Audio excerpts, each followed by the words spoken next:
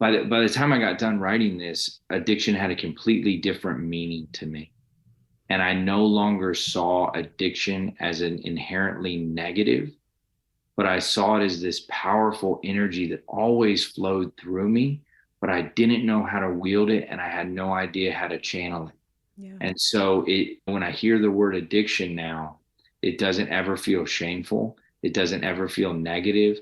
For me, it was an embracing of a portion of me that was lost.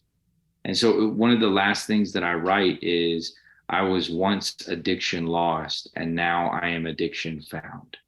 And I Wow. think, yeah, understanding that it was this powerful tool and this flow and flux of energy. So a lot of insights into myself and a lot of letting go of shame. One of the best things that you can ever do for a young person is to see their light, especially when you see addiction tied so much to shame and insecurity and low self-worth, that if you can come in and you can see that light in that young person and say, I see your beauty, I see your strength, and actually, I don't think you're broken. I don't think you're diseased.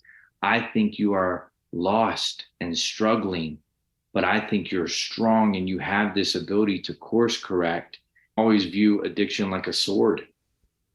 And it's this powerful energy and force.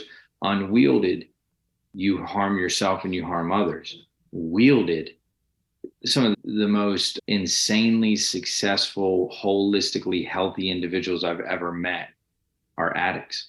And they've Yeah. learned and they've channeled and they've grown. The sinner wouldn't exist. If I wasn't an addict, I'd be like, I'm done working. Right. You know what I mean? But that relentless fixation and obsession, which oftentimes only gets seen as a negative, Right. has a beauty within it when each person can understand it. And so I think that self depth and understanding of oneself. But the only way a young person gets there is if somebody gives a shit enough to actually be curious about who they are. But Yeah. young people are going into programs and programs are already telling them, I already know who you are. You're an addict and you're using for these reasons. And you have this, and here is the treatment and the thing that's going to help. And I think young people are seeking something that's more individualized. And when we stop and go, whoa, who are you? Yeah, okay, you got all these things going on that I could easily compartmentalize and conceptualize you, but what's your soul? What's going on for you? Now we move past a theoretical understanding of addiction that may be biochemical, psychological, sociocultural, developmental.